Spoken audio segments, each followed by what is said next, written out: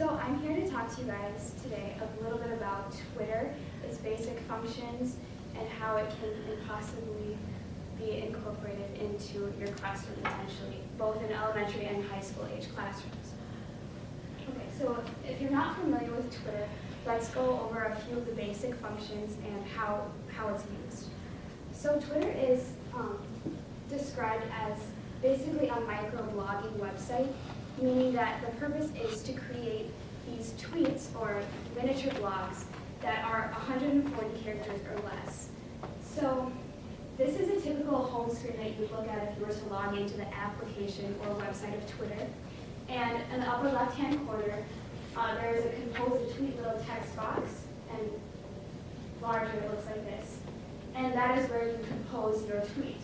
And once you've done that, you can submit your tweet to your followers, so people who would then see that tweet appear on a newsfeed like page like this, along with other tweets from their other followers. So that's basically what Twitter is about. That's not everything, but that's just the basics of what it is. Okay, so as future educators, why should we care about Twitter as a social network site, and why is it important, and how is it present in the lives of students today? Okay, so this is just a graph that I've taken from Statistica. So it was a US survey done on teenagers ages 13 to 17 years old, and it concluded that Twitter was the second most visited website by teenagers. So this tells us basically what we already know, that social media, Twitter, Facebook, are being heavily used by students in this generation and probably the coming generations. So, and we also know that with smartphones, tablets, laptops, this kind of social media is accessible to them all the time. It's not going to stop when they walk into the schools. They can access this, they're checking it all the time. So how does that involve us in the school? What should we do about that as teachers so we can have a control over this? So now I want to just show you a few examples of what I've seen of how Twitter is used by teachers in, I think, effective ways. So it isn't as much of a distraction, but more something effective and something that is used to engage students and get more on the level of what they're interested in, I guess you could say. So this is an example. This is just a quote from a teacher I found from Massachusetts, who was a third grade teacher. And I thought this example was especially interesting because usually when you think of using social media, at least I think of high school classrooms, but this was a teacher who used it in an elementary setting.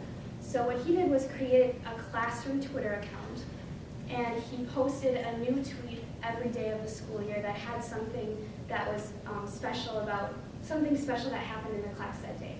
So through this, students could go home to their parents, and through their parents they could view these tweets and then maybe start a conversation with their parents about what happened in school that day. And it was just an outlet for them to be more engaged in what was actually happening, as well as connecting the parents into what's happening in the classroom.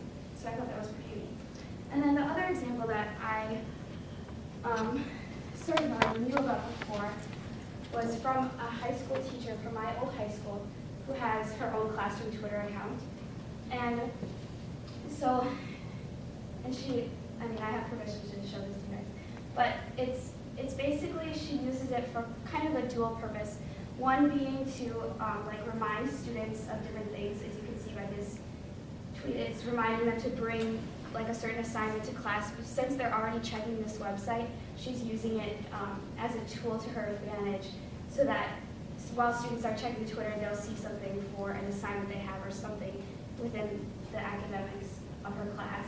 And she also incorporates a little bit of her personal life into it.